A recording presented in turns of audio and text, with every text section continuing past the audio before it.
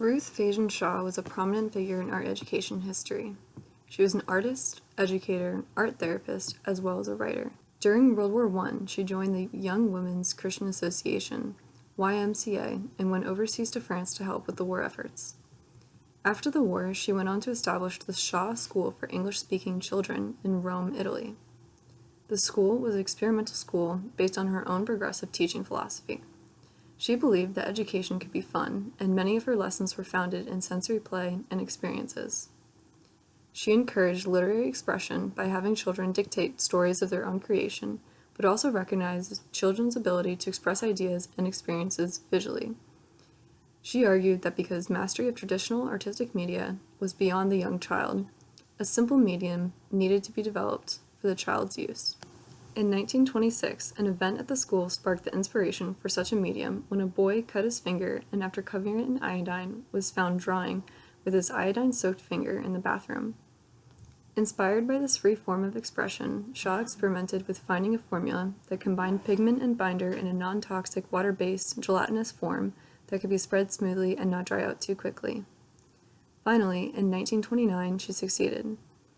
Soon after presenting her findings, in 1932, she returned to the U.S. and taught at the Dalton School in New York City, where another prominent figure in art education, Florence Kane, was the arts chairman.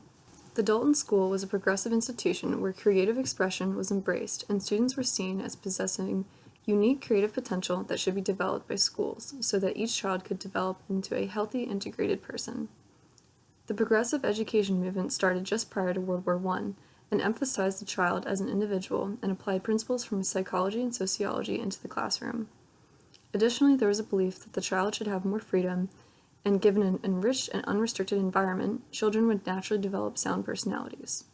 However, among progressive educators, the methods of how to structure and execute this type of environment differed greatly.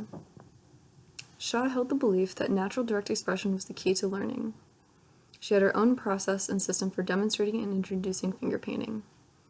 The Dalton School, where she taught, held several exhibitions featuring the work of students where finger painting quickly caught the attention of critics.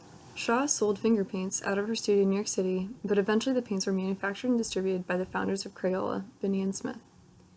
They paid her to tour the country and hold demonstrations of how to use the finger paint. It was sensationalized as it rose in popularity. Pigments in paint were usually quite toxic and often contained lead. But with Shaw's revolutionary new formula, her finger paints were safe for consumption and easily washed off. Shaw became more involved with the use of finger painting as a means of therapy. Psychologists were interested in its use as an expressive projective technique for personality diagnosis and therapy. Shaw was also involved with the Menninger Clinic and worked closely with children and psychiatric patients. There was some criticism regarding true self-expression and the role of teacher influence, where critics noted that her demonstrations influenced her students' work, and therefore impeded true self-expression via the influence principle. Despite these criticisms, she was an influential figure in art education, and later in her life, she even hosted her own educational television series on finger painting. She passed in 1969 in North Carolina.